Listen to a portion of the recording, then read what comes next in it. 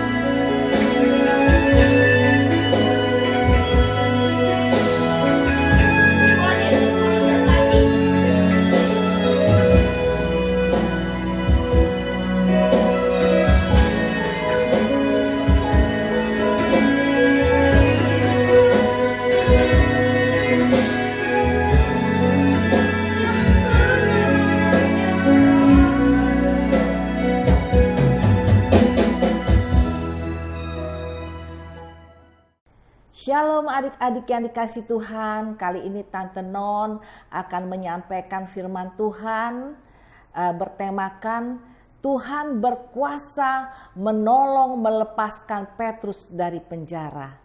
Baik adik-adik, kita akan mendengarkan firman Tuhan yang terdapat di Kisah Para Rasul 12 ayat 1 sampai dengan 19. Demikian firman Tuhan. Kira-kira pada waktu itu Raja Herodes mulai bertindak dengan keras terhadap beberapa orang dari jemaat. Ia menyuruh membunuh Yakobus, saudara Yohanes, dengan pedang. Ketika ia melihat bahwa hal itu menyenangkan hati orang Yahudi, ia melanjutkan perbuatannya itu dan menyuruh menahan Petrus. Waktu itu hari raya roti tidak beragi. Setelah Petrus ditangkap, Herodes menyuruh memenjarakannya di bawah penjagaan 4 regu, masing-masing terdiri dari 4 prajurit. Maksudnya ialah supaya sehabis Paskah ia menghadapkannya ke depan orang banyak. Demikianlah Petrus ditahan di dalam penjara. Tetapi jemaat dengan tekun mendoakannya kepada Allah. Pada malam sebelum Herodes hendak menghadapkannya kepada orang banyak, Petrus tidur di antara 2 orang prajurit, terbelenggu dengan 2 rantai. Selain itu, prajurit-prajurit pengawal sedang berkawal di muka pintu. Tiba-tiba, berdirilah seorang malaikat Tuhan dekat Petrus dan cahaya bersinar dalam ruang itu. Malaikat itu menepuk Petrus untuk membangunkannya. Katanya, "Bangunlah segera." Maka gugurlah rantai itu dari tangan Petrus. Lalu kata malaikat itu kepadanya, "Ikatlah pinggangmu dan kenakanlah sepatu." Ia pun berbuat demikian. Lalu malaikat itu berkata kepadanya, "Kenakanlah jubahmu dan ikutlah aku." Lalu ia mengikuti malaikat itu keluar, dan ia tidak tahu bahwa apa yang dilakukan malaikat itu sungguh-sungguh terjadi. Sangkanya, ia melihat suatu penglihatan. Setelah mereka melalui tempat kawal pertama dan tempat kawal kedua, sampailah mereka ke pintu gerbang besi yang menuju kota. Pintu itu terbuka dengan sendirinya bagi mereka. Sesudah tiba di luar, mereka berjalan sampai ke ujung jalan. Dan tiba-tiba malaikat itu meninggalkan dia. Dan setelah sadar akan dirinya, Petrus berkata, Sekarang taulah aku benar-benar bahwa Tuhan telah menyuruh malaikatnya dan menyelamatkan aku dari tangan Herodes dan dari segala sesuatu yang diharapkan orang Yahudi. dan setelah berpikir sebentar, pergilah ia ke rumah Maria, ibu Yohanes yang disebut juga Markus. Di situ banyak orang berkumpul dan berdoa. Dan ketika ia mengetuk pintu gerbang, datanglah seorang hamba perempuan bernama Rode untuk mengetahui siapa yang mengetuk itu. Ia terus mengenal suara Petrus. Tetapi karena girangnya ia tidak membuka pintu gerbang itu dan segera masuk ke dalam untuk memberitahukan bahwa Petrus ada di depan pintu gerbang. Kata mereka kepada perempuan itu, Engkau mengikau. akan tetapi ia tetap mengatakan bahwa benar-benar demikian. Kata mereka, Itu malaikatnya.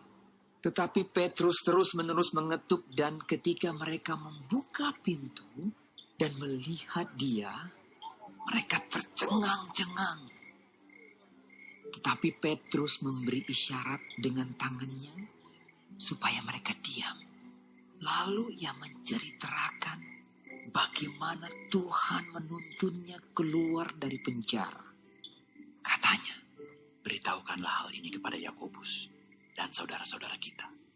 lalu ia keluar dan pergi ke tempat lain.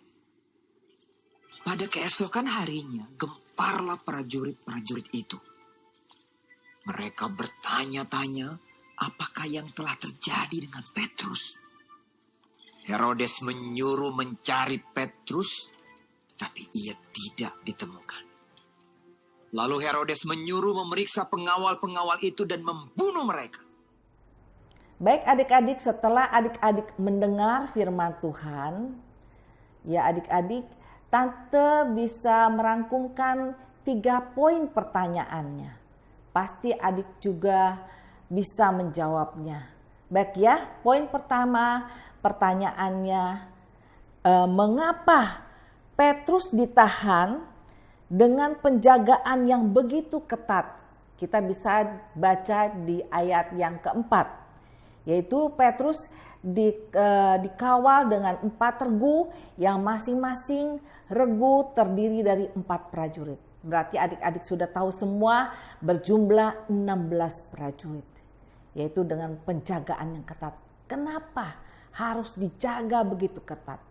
Jawabannya adik-adik pasti tahu, bahwa yang pertama, supaya tidak ada peluang untuk Petrus keluar dari penjara. Ya adik-adik. Nah yang kedua, ada pengalaman adik-adik. Di Kisah Para Rasul 5 ayat 18 dan 19. Baik adik-adik, Tante akan membacanya. Ayat ke-18. Mereka menangkap rasul-rasul itu, lalu memasukkan mereka ke dalam penjara kota.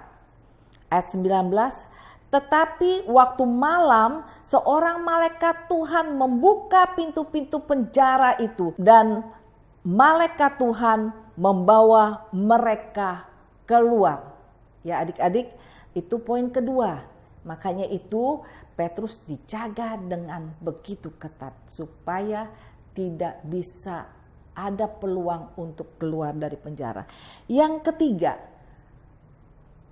untuk menyenangkan hati orang Yahudi. Karena Raja Herodes melihat bahwa orang-orang Yahudi senang ketika Raja Herodes membunuh Yakobus dengan pedang. Ya. Dan yang keempat, setelah hari Paskah, Petrus itu harus dihadapkan kepada orang banyak, tentunya kepada orang-orang Yahudi, ya, untuk supaya dihukum seperti layaknya Yakobus, yaitu mau dihukum mati, ya. Maka Keempat jawaban ini yaitu jawaban mengapa Petrus dijaga dengan begitu ketat. Nah, poin kedua pertanyaannya yang terdapat di ayat 6, mengapa Petrus dengan penjagaan yang begitu ketat, Petrus bisa tidur pulas. Sedangkan di penjara, Petrus itu dirantai adik-adik. Di sebelah kanan dan kiri dirantai bersama-sama dengan prajurit di dalam penjara itu. Jawabannya ada dua adik-adik. Yang pertama, karena Petrus percaya sungguh kepada Tuhan bahwa Tuhan Yesus akan menyelamatkan Petrus. Karena Petrus mendengar waktu itu Yesus berbicara dengan Petrus sendiri, yaitu di Yohanes 21 ayat 18 dan 19. Baik, Tante akan bacakan. Ayat 18, aku berkata kepadamu, sesungguhnya ketika engkau masih muda, engkau mengikat pinggangmu sendiri dan engkau berjalan kemana saja kau kehendaki. Tetapi jika engkau sudah menjadi tua, engkau akan mengulurkan tanganmu dan orang lain akan mengikat engkau dan membawa engkau ke tempat yang tidak engkau kehendaki. Ayat 19, dan hal ini dikatakannya untuk menyatakan bagaimana Petrus akan mati dan memuliakan Allah. Sesudah mengatakan demikian, ia berkata kepada Petrus, ikutlah aku. Dan dari firman Tuhan ini, Petrus berpegang teguh akan janji Tuhan Yesus. Tuhan Yesus mau memakai Petrus untuk pekerjaannya sampai hari tuanya. Tapi pada kejadian saat ini Petrus belum tua adik-adik ya. Jadi Petrus percaya dengan sungguh. Nah yang kedua, jawaban yang kedua yaitu Petrus juga percaya bahwa teman-teman Petrus dan jemaat lainnya bertekun berdoa untuk menyelamatkan Petrus. Pasti Tuhan mendengar ya. Telinga Tuhan mendengar mereka minta tolong ya. Jadi ini bukti ya, kunci bukti yang luar biasa jawaban doa dari teman-teman Petrus dan sebagian dari jemaat. Oke. Poin ketiga, pertanyaannya di ayat ke-8. Mengapa pada saat mujizat sedang terjadi, sedang berlangsung, malaikat Tuhan berbicara kepada Petrus tentang apa yang Petrus harus kerjakan adik-adik. Ya, itu di ayat ke-8. Jadi malaikat Tuhan berkata kepada Petrus, ikatlah pinggangmu, kenakanlah sepatumu Petrus, kenakanlah jubahmu dan ikutlah aku. Jadi pernyataan malaikat Tuhan ini, malaikat Tuhan mau Petrus melakukan apa yang menjadi bagiannya. Sementara malaikat Tuhan menjalankan bagiannya dengan Petrus harus mengikuti malaikat Tuhan.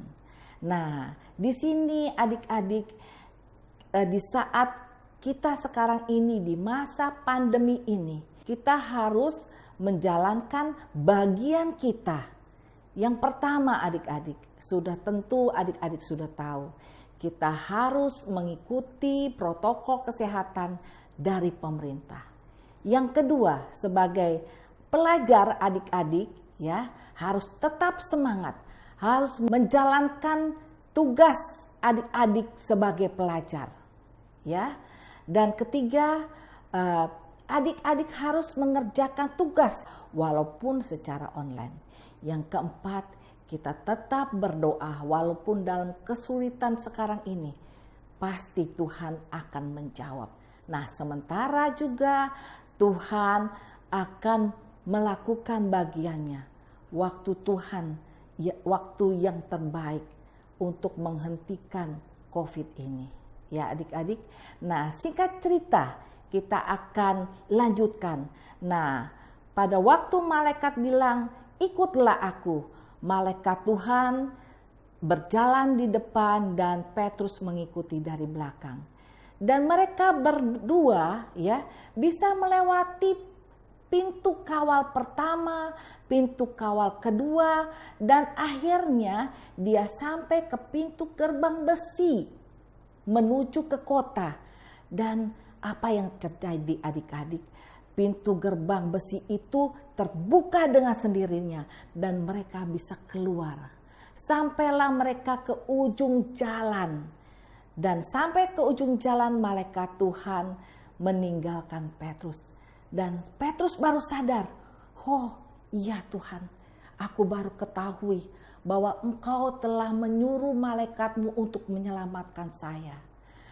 Petrus berpikir sebentar, lalu ia pergi ke rumah Ibu Maria, yaitu ibu dari Yohanes. Nah, di sana Petrus melihat teman-temannya dan sebagian jemaat tekun berdoa untuk Petrus. Makanya Petrus berterima kasih kepada teman dan jemaatnya. Nah, dan Petrus juga bersaksi kepada mereka bagaimana Petrus bisa keluar dari penjara. Dan untuk seterusnya tentunya Petrus menuju ke tempat yang lain supaya tidak diketemukan oleh Herodes tentunya. Ya, jadi kesimpulan cerita di sini bahwa bagaimana kuasa Tuhan menolong melepaskan Petrus, yaitu karena Tuhan Yesus masih mau memakai Petrus sampai masa tuanya. Baik adik-adik, kita akan baca ayat emas yang terdapat di dalam 1 Petrus 3 ayat 12. Demikian firman Tuhan, ayat emas untuk minggu ini. Sebab mata Tuhan tertuju kepada orang-orang benar dan telinganya kepada permohonan mereka yang minta tolong. Tetapi wajah Tuhan menentang orang yang berbuat jahat. Inilah ayat emas minggu ini. Ya, adik-adik bisa menghafalnya. Ya, baik, cerita sampai di sini.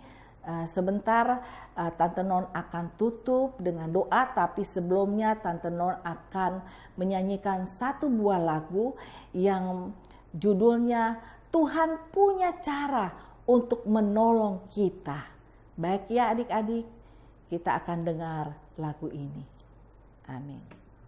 Mari adik-adik kita akan nyanyi Tuhan punya cara untuk menolong kita. Amin. Haleluya. Terima kasih Tuhan.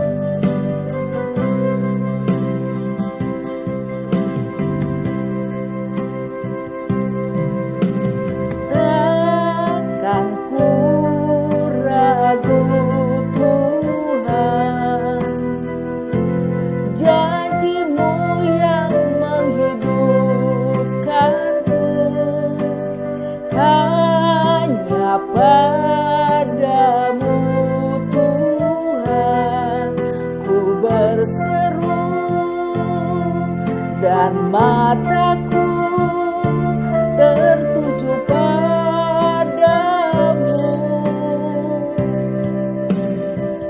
Kau selalu punya cara untuk menolongku, Kau selalu punya jalan keajaiban-Mu, Kau dahsyat dalam segala perbuatan-Mu, dan ku tenang di dalam cara-Mu. Kau dahsyat dalam segala perbuatan-Mu, dan ku tenang di dalam cara-Mu. Haleluya. Tuhan berkuasa menolong kita. Amin. Takkan ku ragu Tuhan, janji-Mu yang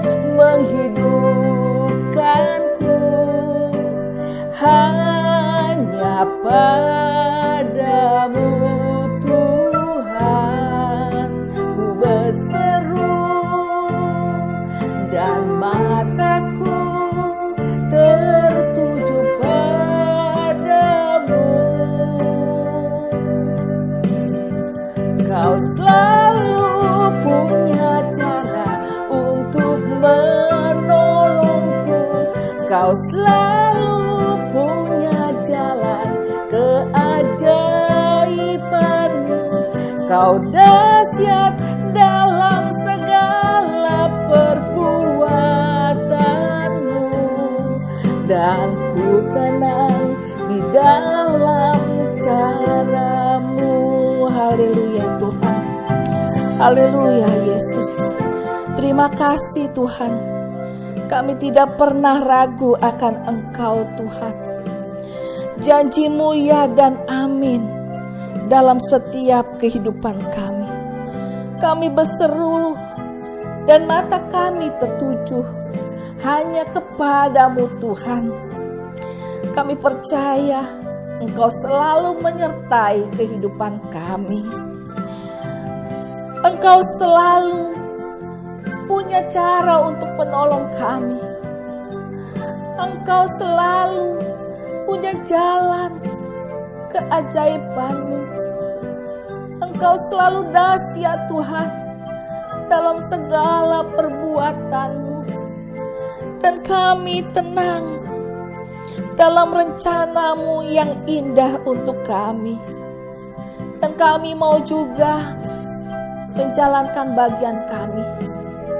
Dan Tuhan juga menjalankan bagian Tuhan dengan waktu yang indah untuk menghentikan COVID ini Tuhan. Terima kasih Bapa, terpujilah akan nama-Mu. Kami serahkan semuanya ini hanya di dalam nama Tuhan Yesus. Haleluya. Amin.